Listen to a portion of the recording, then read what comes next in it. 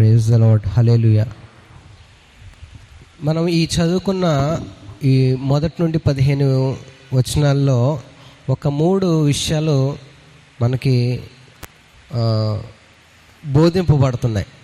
సొలొమోను సామెతలు రాస్తూ 6వ అధ్యాయము ఒక 3 విషయాలు 1 నుండి 15 వచనాల వరకు 3 విషయాలు పొందుపరిచాడు. అవేంటంటే ఫస్ట్ తప్పించుకోవటం.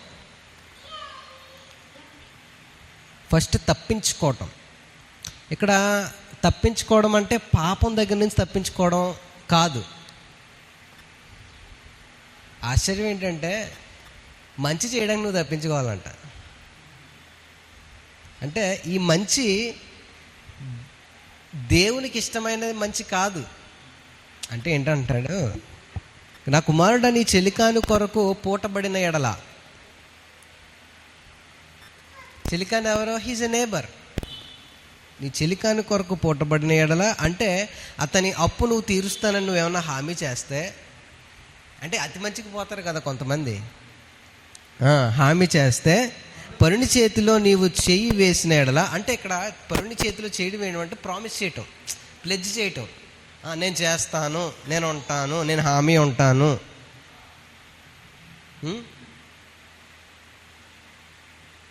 అప్పెత్తే ఇవ్వండి కానీ హామీ మాత్రం ఉండొద్దు.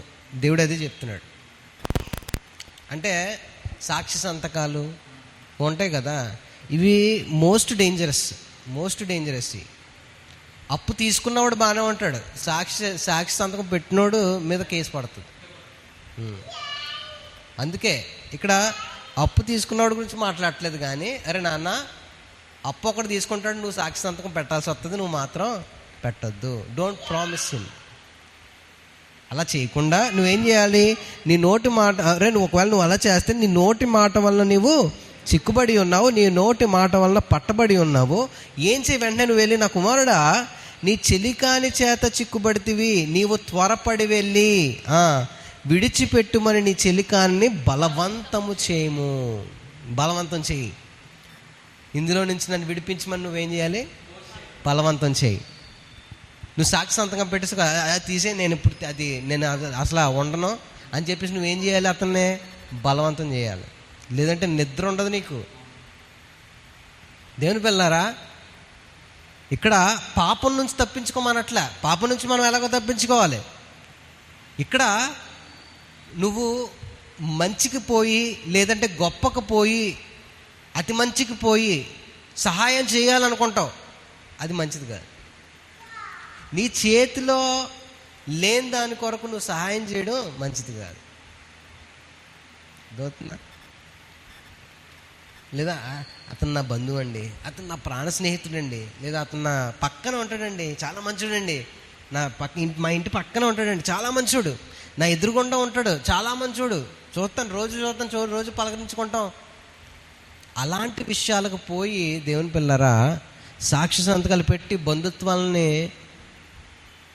బంధుత్వాలు కోల్పోయిన వాళ్ళు చాలామంది. అర్థమవుతుందా?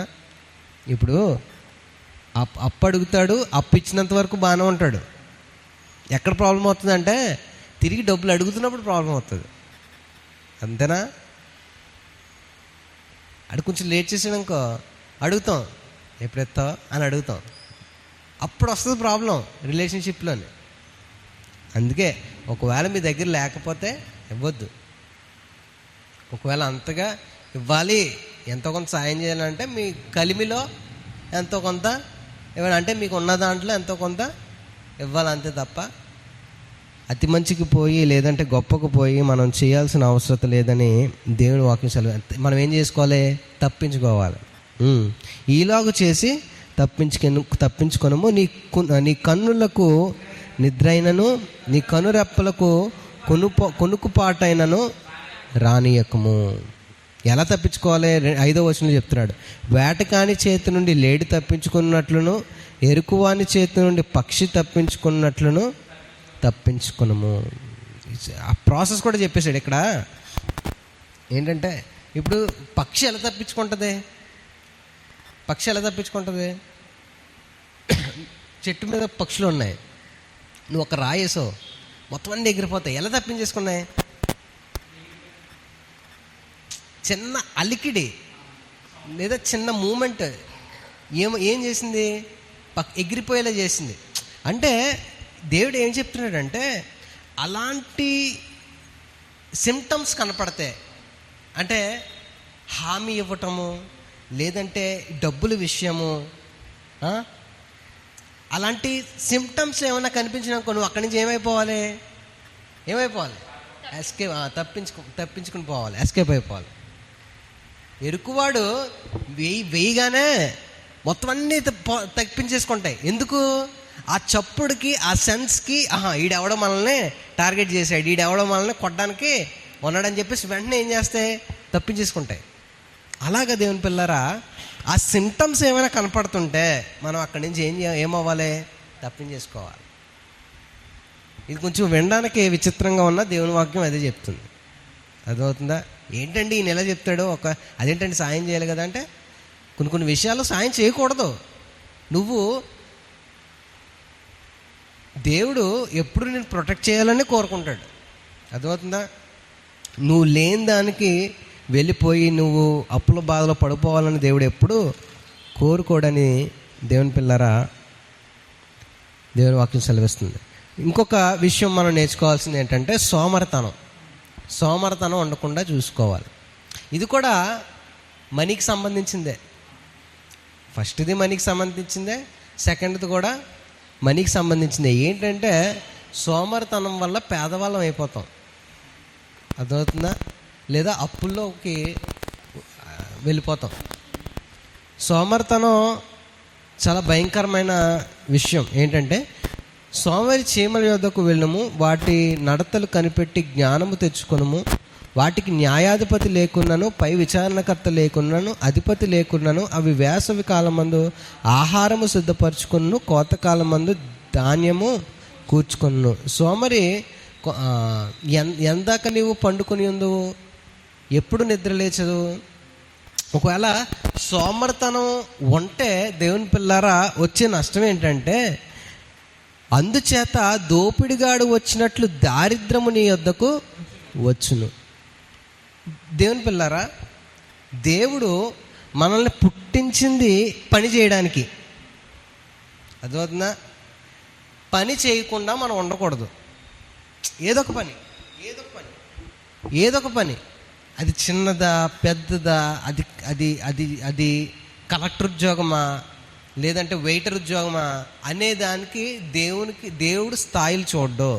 దేవుడు ఏం చెప్తాడంటే, నువ్వు ఒక పని చేయాలి, నువ్వు ఒక ఉద్యోగం చేసుకోవాలి, లేదా ఒక వ్యాపారం చేసుకోవాలి, సంథింగ్ ఏదో ఒక పని నువ్వు చేయాలి. అదవుతుందా? ఏదో ఒక పని నువ్వు చేయాలి. ఆదాంని సృజించేసిన తర్వాత ఏం చేశాడట? సేద్యపరచుటకు అక్కడ రీజన్ కూడా రాశాడు. అర్థమవుతుందా? ఏదైనా తోటలో అరే నాన్న నువ్వు ఇష్టానుసారంగా నువ్వు తిను తాగు అని చెప్పేసి విడిచిపెట్టలా. నువ్వేం చేయి? సేద్యపరచు. అక్కడ అంతా నువ్వు మెయింటైన్ చేయాలి. ఒక పని అప్పగించాడు. అర్థమవుతుందా? ఆ తర్వాత ఇంకో పని అప్పగించాడు. ఆదాం యొద్దకి యానిమల్స్ అంతా తోడుకుని వచ్చి అరే అన్నిటికీ నువ్వేం చేయాలి? పేలు పెట్టాలి. ఖాళీగా ఉన్నాడు ఆదాము. నువ్వు ఖాళీగా ఉండడం ఏంటి? పేలు పెట్టా ఇంటికి అని చెప్పేసి అన్నాడు. అర్థమవుతుందా? దేవుని పిల్లరా, మన బాడీ కూడా అలాగే దేవుడు కన్స్ట్రక్ట్ చేశాడు. అర్థమవుతుందా? ఖాళీగా ఉండడానికి దేవుడు మన బాడీని, ఎవడైతే ఖాళీగా ఉంటాడో వాడికి పిచ్చి పిచ్చి ఆలోచనలు వస్తాయి, బాడీ ఉబ్బిపోతుంది. అర్థమవుతుందా? తింటాడో పని చేయడు, ఏమవుతుంది? ఒళ్ళు వచ్చేస్తుంది. ఆదాంకి ఒళ్ళు రాదు. ఎందుకు పెట్టాడు దేవుడు అక్కడ? తినడానికి మాత్రమే కాదు, ఏం చేయడం, పని చేయడానికి కూడా పెట్టాడు. మీరు చూడండి, పని చేసేవాడు ఎవడైనా సరే నీట్గా ఉంటాడు, ఫిట్గా ఉంటాడు. పని చేయనివాడు ఎలా ఉంటాడు? బొజ్జలు వేసుకుని. ఇప్పుడు ఎందుకు బాడీ దేవుడు అందుకే కన్స్ట్రక్ట్ చేశాడు, పని చేయడానికే బాడీని కన్స్ట్రక్ట్ చేశాడు. మైండ్ కూడా నువ్వు ఎప్పుడైతే పనులు పడతావో మైండ్ కూడా రిలాక్స్ అయిపోద్ది. మాకు క్లాసులు జరుగుతాయా? స్కూల్కి వెళ్తాను, క్లాసులు జరుగుతాయి. క్లాసులు జరుగుతున్నప్పుడు ఉదయం వెళ్తాను, సాయంత్రం ఎప్పుడవుతుందో తెలియదు. మైండ్ ఇంకా అలా వెళ్ళిపోతుంది. కండ్రెప్ప ఒక గంట అయిందేమో అని అనుకుంటాం సాయంత్రం అయ్యేసరికి. కానీ ఎగ్జామ్స్ వస్తాయి. ఎగ్జామ్స్లో మేము ఇన్విజిలేషన్ చేయాలి. అప్పుడు ఏం చేయాలి? పేపర్స్ ఇచ్చేసి కూర్చోవడమే. అప్పుడు అయ్యి బాబు వస్తుందమ్మా నీరసం వచ్చేస్తుంది. కూర్చుని అయ్యి బాబు ఏంట్రా బాబు ఇంకా అవ్వట్లేదు. 3 గంటలు రాత్రాల్లో ఒక్కొక్క ఎగ్జాము, 3 గంటలు ఒకే చోట అలా ఏం కూర్చుంటాం. అదే క్లాసులు అనుకో, లెసన్ చెప్తాము, లేస్తాము, నించుంటాము, ఏదో ఒక టాపిక్ ఉంటుంది, అలా టైంపాస్ అయిపోతుంది. కానీ ఇన్విజిలేషన్ అలా కాదు. చూసారా, ఒకే చోట ఒక పని లేకపోయేసరికి ఎంత డిఫరెన్స్ వచ్చేసిందో. దేవుని పిల్లరా, దేవుడు మనల్ని కన్స్ట్రక్ట్ చేసింది, మనల్ని క్రియేట్ చేసింది ఒక పని కోసం. ఆ పని కానీ మనం చెయ్యకపోతే అక్కడి నుంచి జబ్బులు మొదలవుతాయి, మానసిక వేదనలు, మానసిక వ్యాధులు అన్నీ స్టార్ట్ అవుతాయి. అందుకే సోమరి ఏమవుతుంది నీకు? అప్పే కాదు, దారిద్ర్యమే కాదు, అన్నీ వస్తాయి, జబ్బులు కూడా వస్తాయి. దోపిడిగాడు వచ్చినట్లు లేమి నీ వద్దకు వచ్చును, అందుచేత దోపిడిగాడు వచ్చినట్లు దారిద్ర్యము నీ వద్దకు వచ్చును, ఆయుధదారుడు వచ్చినట్లు లేమి నీ వద్ద. ఆయుధదారుడు అంటే ఎవడో? ఆయుధం పట్టుకుని వస్తాడు అనమాట. ఎందుకు? హింసించడానికి. అదవుతుందా? దారిద్రము దేవుని పిల్లరా నిన్ను హింసిస్తుంది. అందుకే నువ్వు పని చేయాలి.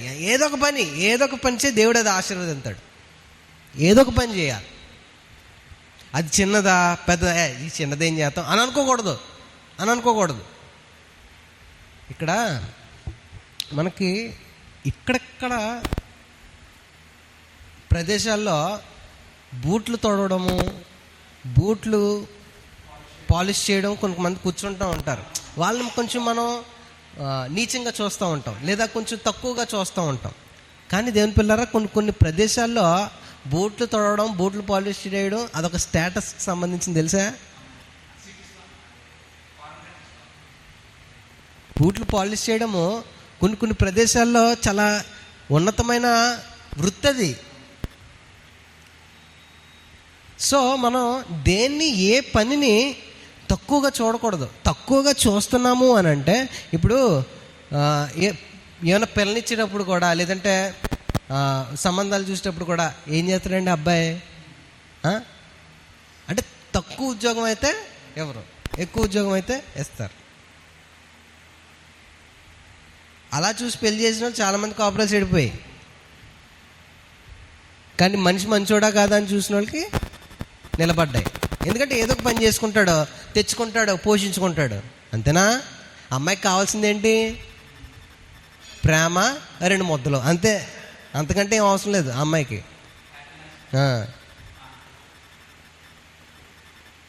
దేని పిల్లరా గమనించండి, ఒక పని ప్రతి ఒక్కరూ చేయాలి.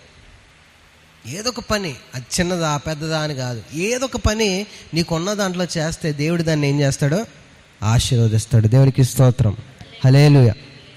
కాబట్టి సోమరితనాన్ని విడిచిపెట్టాలి. ఏదో ఒక పని మనం చేయాలి. దేవుడు ఇచ్చిన పని, ఏదో ఒక పని మనం చెయ్యాలి. ఇచ్చిన పనిని మనం విలువగా ఎంచుకోవాలి, ప్రేమించాలి, విలువగా ఎంచుకోవాలి. ప్రభువా, నాకు ఇది ఇచ్చావు, నీకు వందనాలు, దీంట్లో నన్ను ఆశీర్వదించు, ఇందులో నాకు ఏదైతే శాలరీ వస్తుందో నువ్వు దాన్ని ఆశీర్వదించు. అప్పుడు దేవుని పిల్లరా మనం ఆశీర్వదింపబడతాం. దేవుడు ఇచ్చిన దాన్ని మనం గొప్పగా ఎంచాలి. అంతేగాని అది చేతనం తక్కువ, ఇది ఎక్కువ, అది ఇంకా కొంచెం తక్కువ, ఇలాంటివి మనకి ఉండకూడదు అని ప్రభు పేరట మనవి చేస్తున్నాను. 3వ విషయం మనం తెలుసుకోవాల్సింది ఏంటంటే, దేవుని పిల్లరా, మన మాట జాగ్రత్తగా ఉండాలి. 12వ వచనం నుండి మనం చూద్దాం. కుటిలమైన మాటలు పలుకువాడు పనికి మాలిన వాడును దుష్టుడనై ఉన్నాడు. ఇక్కడ పనికి మాలిన వాడు అంటే ఏంటి? వేస్ట్ క్యాండిడేట్, అంతే కదా. దేవుడు యేసే అంటాడు, ఎవడైనాను తన పొరుగువాడిని, తన బ్రదర్ని, తన సహోదరుణ్ణి ఇది ఉంటుంది కదా, పనికి మాలిన వాడు అంటేనా, నువ్వు ఎద్దుడవు అని అంటే నీవు మహాసభకు లోనవుతావు. అంతేనా? అంటే ఇక్కడ దేవుడు సొలొమోను చేత పనికి మాలిన వాడు అని రాయిపిస్తున్నాడు. మరి ఎవరిని? కుటిలమైన మాటలు పలుకువాణ్ణి. అంటే ఎప్పుడు చూసినా వాళ్ళ నోట్లో నుంచి కుటిలమైన మాటలు, ఇంకొకరిని బాధ పెట్టే మాటలు, హింస పెట్టే మాటలు, గుచ్చుకునే మాటలే వస్తూ ఉంటాయి అన్నమాట. వాళ్ళని మాత్రం దేవుడు ఏమంటున్నాడు? పనికి మాలిన వాడు. వాళ్ళు మంచి ఉద్యోగంలో ఉండనే, మంచి వ్యాపారం చేయని, మంచి అంతస్తులో ఉండనే వాళ్ళు పనికి మాలిన వాళ్ళు. ఎవరు? కుటిలమైన మాటలు కలిగి ఉన్నవాళ్ళు. నీకెంత స్టేటస్ ఉన్నా కుటిలమైన మాటలు, నీ మాట కనుక కరెక్ట్గా కంట్రోల్ చేసుకోకపోతే పనికి మాలిన వాళ్ళు. అర్థమవుతుందా? సో మాట గురించి దేవుడు చాలా జాగ్రత్త కలిగి ఉన్నాడు. దేవుని పిల్లరా, వాడు ఏం చేస్తాడట? వాడు కన్ను గీటుచు కాళ్ళతో సైగ చేయును, వ్రేళ్లతో గురుతులు చూపును. వాని హృదయము అతి మూర్ఖ స్వభావం గలది. వాడెల్లప్పుడూ కీడు కల్పించుచు జగడములు పుట్టించును. దేవుని పిల్లరా, నీ మీదకు వచ్చిన వాడిని ఇంకొకటి ప్రేరేపించవచ్చు. అర్థమవుతుందా? కుటిల వర్తనుడు అంటే కుటిల మాటలు పలుకువాడు. వాడు ఏం చేస్తాడంటే కన్ను సైగ చేయొచ్చు, కన్ను గీటుచు, కళ్ళతో సైగ చేయొచ్చు, వ్రేళ్లతో గురుతులు చూపుచు. వాని హృదయము అతి మూర్ఖ స్వభావం గలది. వాడెల్లప్పుడూ కీడు కల్పించుచు జగడములు పుట్టించును. ఏంటంట? ఇప్పుడు మేమిద్దరు కొట్టుకుంటాడు, ఏం చేస్తాడు? చూస్తాడు. అడుగు ఆనందం అది. అంతేనా? ఇప్పుడు ఈడు నేను కొట్టుకుంటాం, ఆడేమో సైకిల్ చేస్తూ ఉంటాడు, కొట్టే అని. అది ఆనందం పిచ్చోళ్ళకి. అందుకే అలాంటి వాళ్ళని దేవుడు పనికి మాలిన వాడు అని చెప్పేసి చెప్తున్నాడు. దేవుని పిల్లరా, కాబట్టి గమనించండి, మన మాటలు ఎలా ఉంటున్నాయి? మన మాటలు కుటిలంగా ఉంటున్నాయా లేదా? అసలు జాగ్రత్తగా మన మాటలు పెట్టుకుంటున్నామా లేదా? యథార్థత, కన్ను గీటువాడు యథార్థత లేనివాడు, వ్రేళ్లతో సైగ చేయవాడు యథార్థత లేనివాడు. ఏదన్నా ఉంటే యథార్థంగా ఉండాలి. సీక్రెసీ అనేది ఉండకూడదు. సో 3 విషయాలు ఈరోజు దేవుడు మనకి బోధించిన 3 విషయాలు ఏంటి? తప్పించుకోవాలి, అండ్ రెండోది సోమరితనం విడిచిపెట్టాలి, అండ్ మూడోది మాటలు జాగ్రత్తగా చూసుకోవాలి. దేవుని పిల్లరా,